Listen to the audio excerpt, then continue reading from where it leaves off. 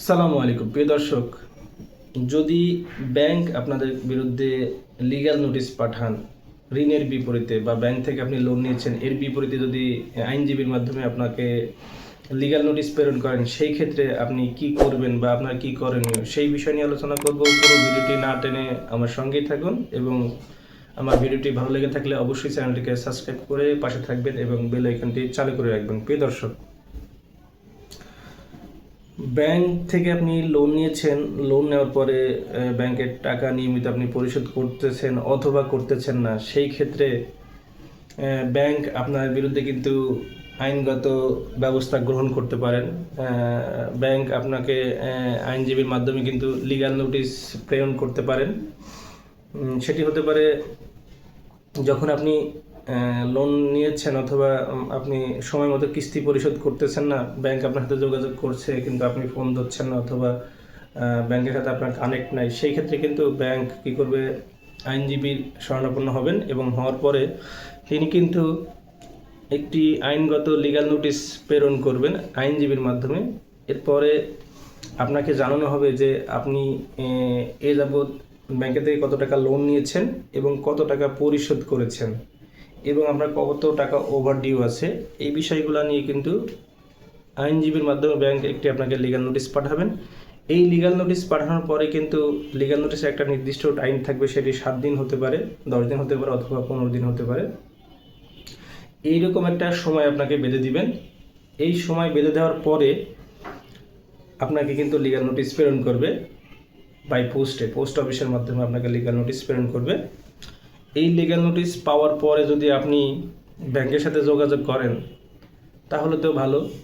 আপনি ব্যাংকের সাথে যোগাযোগ করে আপনার সমস্যার কথাগুলো বলতে পারেন, বা আপনি আপনার যে কিস্তিগুলো ওভারডিউ হয়েছে বা বাকি হয়েছে সেই কিস্তিগুলো আপনি পরিশোধ করতে পারেন। যদি কোনো কারণে পরিশোধ করতে নাও পারেন, সেটির ব্যাখ্যাও আপনি দিবেন আপনি ব্যাংকে গিয়ে, বা ব্যাংকের সাথে নেগোশিয়েট করবেন। আর যদি লিগ্যাল নোটিশ পাওয়ার পরেও যদি আপনি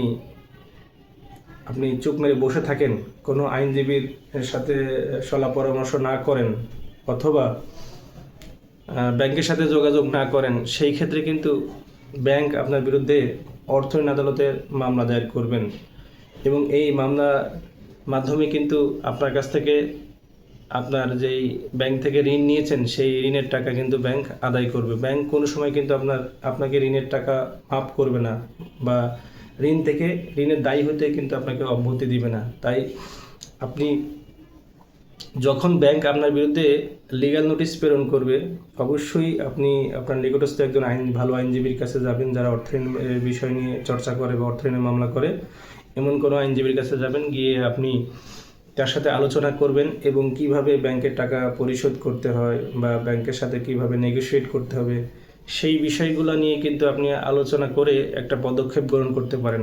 যদি কোনো কারণে আপনি এই লিগ্যাল নোটিশ পাওয়ার পরও যদি পদক্ষেপ গ্রহণ না করেন অথবা চুপ মেরে বসে থাকেন বাসায়, তাহলে কিন্তু আপনি বড় ধরনের ক্ষতির সম্মুখীন হতে পারেন।